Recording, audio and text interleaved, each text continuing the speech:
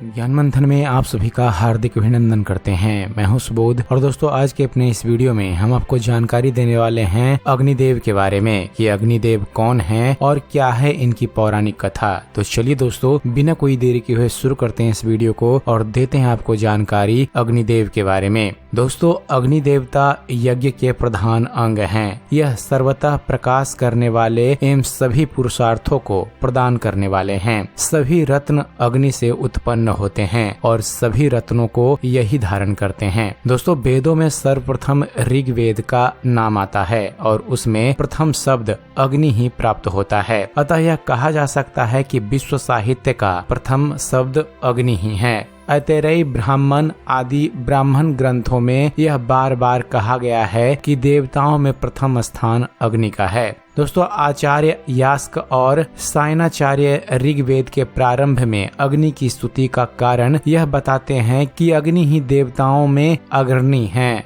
और सबसे आगे आगे चलते हैं। युद्ध में सेनापति का काम करते हैं। इन्हीं को आगे कर युद्ध करके देवताओं ने असुरों को परास्त किया था। पुराणों के अनुसार इनकी पत्नी स्वाहा है। ये सब देवताओं के मुख हैं और इनमें जो आहुति दी जाती है फ्रेंड्स वह इन्हीं के द्वारा देवताओं तक पहुंचती है।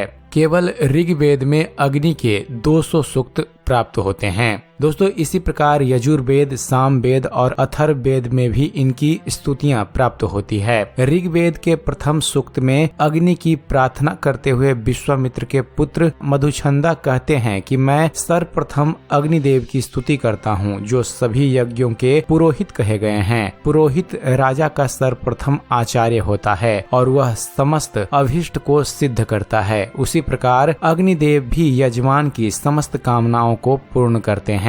दोस्तों पुराणों में वर्णित है कि अग्निदेव की 7 जिह्वाएं हैं। उन जिह्वाओं का नाम काली, कराली, मनोजवा, सुलोहिता, धूम्रवर्णी, स्फुलिंगी तथा विश्वरुचि है। दोस्तों पुराणों के अनुसार अग्निदेव की पत्नी स्वाहा के पावक, पवमान और सूची नामक 3 पुत्र हुए। इनके पुत्र पौत्र की संख्या 49 है। भगवान कार्तिकेय को अग्नि देवता का भी पुत्र माना गया है। सोरोचिस नामक द्वितीय स्थान पर परिगणित है। ये अग्नेय कोण के अधिपति हैं। अग्नि नामक प्रसिद्ध पुराण के ये वक्ता हैं। प्रभास क्षेत्र में सरस्वती नदी के तट पर इनका मुख्य तीर्थ है। इन्हीं के समीप भगवान कार्तिकेय, श्राद्ध देव तथा गौओं के भी तीर्थ हैं। दोस्तों अग्निदेव की कृपा के पुराणों में अनेक दृष्टांत प्राप्त होते हैं। उनमें से कुछ हम आपको बतला रहे हैं। दोस्तों महर्षि वेद के शिष्य उतंक ने अपनी शिक्षा पूर्ण होने पर आचार्य दंपति से गुरु दक्षिणा मांगने का निवेदन किया। गुरु पत्नी ने उनसे महाराज पौष्य की पत्नी का कुंडल मांगा। उतंक ने महाराज के पास पहुंचकर उनकी आज्ञा से महारानी से कुंडल प्राप्त किया। रानी ने कुंडल देकर उन्हें सतर्क किया कि आप इन कुंडलों को सावधानी से ले जाइए, नहीं तो तक्षक नाग कुंडल आपसे छीन लेगा।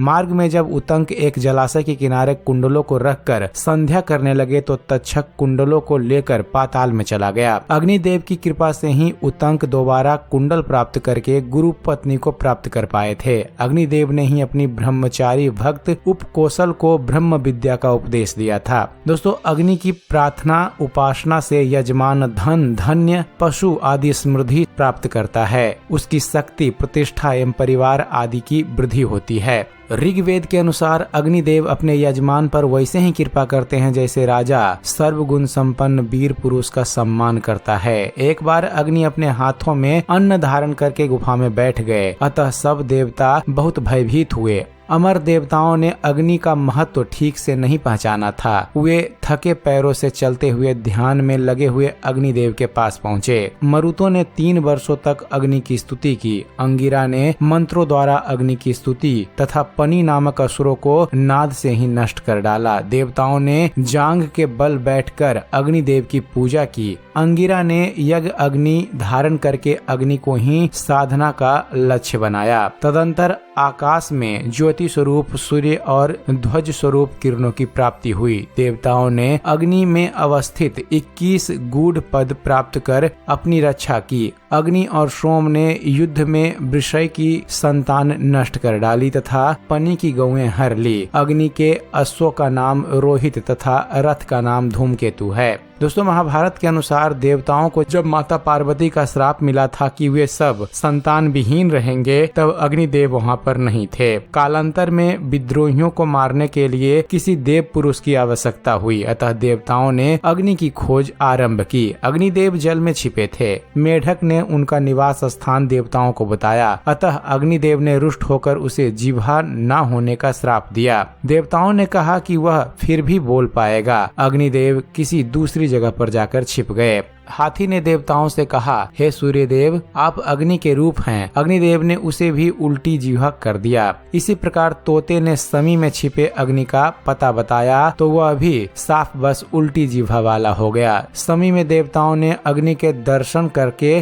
तारक के वध के नियमित पुत्र उत्पन्न करने को कहा। अग्निदेव भगवान शिव के वीर्य का गंगा में आधान करके कार्तिकेय के जन्म के निमित्त बने। दोस्तों भृगु पत्नी पुलोमा का पहले राक्षस पुलोमन से विवाह हुआ था। जब भृगु अनुपस्थित थे, वह पुलोमा को लेने आया तो उसने यज्ञ अग्नि से कहा कि वह उसकी है या भृगु की भार्या। उसने उत्तर दिया कि यह सत्य है कि उसका प्रथम वरण उसने राक्षस से ही किया था, लेकिन अब वह भृगु की पत्नी है। जब पुलोमन उसे बलपूर्वक ले जा रहा था तो उसके गर्भ से च्यवन गिर गए और पुलोमन भस्म हो गया। उसके अश्रुओं से ब्रह्मा ने वसुधारा नदी का निर्माण किया। भृगु ने अग्नि को श्राप दिया कि तू हर पदार्थ का भक्षण करेगी। श्राप से पीड़ित अग्नि ने यज्ञ आहुतियों से अपने को विलग कर लिया, जिससे प्राणियों में हताशा व्याप्त हो गई। ब्रह्मा ने उसे आश्वासन दिया कि वह पूर्ववत पवित्र मानी जाएगी। सिर्फ मांसाहारी जीवों की उदरस्थ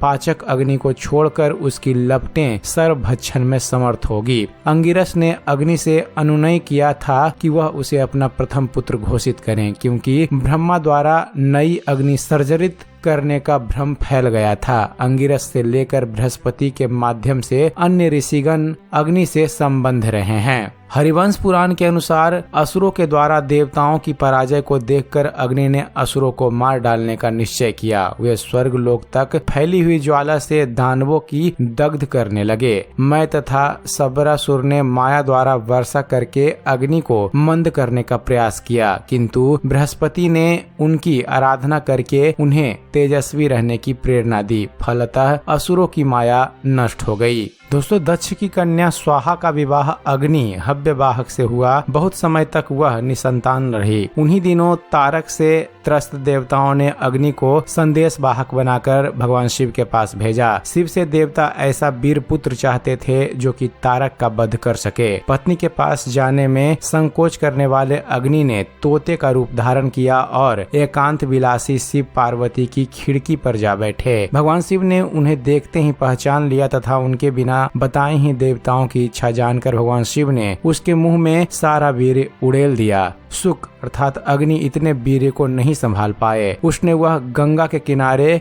कृतिकाओं में डाल दिया, जिनसे कार्तिकेय का जन्म हुआ। थोड़ा सा बचा हुआ वीर्य वह पत्नी के पास ले गए। उसे 2 भागों में बांटकर स्वाहा को प्रदान किया। अतः स्वाहा ने 2 शिशुओं को जन्म दिया। पुत्र का नाम स्वर्ण तथा कन्या का नाम सुवर्णा रखा गया। मिश्र वीर्य संतान होने के कारण वे दोनों व्यभिचार दोष से दूषित हो गए। स्वर्णा असुरों की प्रियाओं का रूप बनकर असुरों के साथ घूमती थी तथा स्वर्ण देवताओं का रूप धारण करके उनकी पत्नियों को ठगता था। सुर तथा असुरों को ज्ञात हुआ तो उन्होंने दोनों को सर्वगामी होने का श्राप दे दिया। ब्रह्मा के आदेश पर अग्नि ने गोमती नदी के तट पर शिव आराधना से शिव को प्रसन्न कर दोनों को श्राप मुक्त करवाया। वह स्थान तपोवन कहलाया। दोस्तों यह थी जानकारी पुराणों में वर्णित अग्निदेव के बारे में कि अग्निदेव कौन थे और उनकी क्या पौराणिक कथा थी। उम्मीद करते हैं फ्रेंड्स आप सभी को हमारा ये वीडियो पसंद आया होगा। वीडियो पसंद आया हो तो वीडियो को लाइक और शेयर करना न भूलिएगा। और दोस्तों ऐसे ही ज्ञानवर्धक वीडियो देखते रहने के लिए आप हमारे इस चैनल ज्ञान मंथन को सब्सक्राइब जरूर कीजिएगा। आप हमारे इस चैनल को सब्सक्राइब कीजिए और देखते रहिए, जानते रहिए। धन्यवाद। जय हिंद।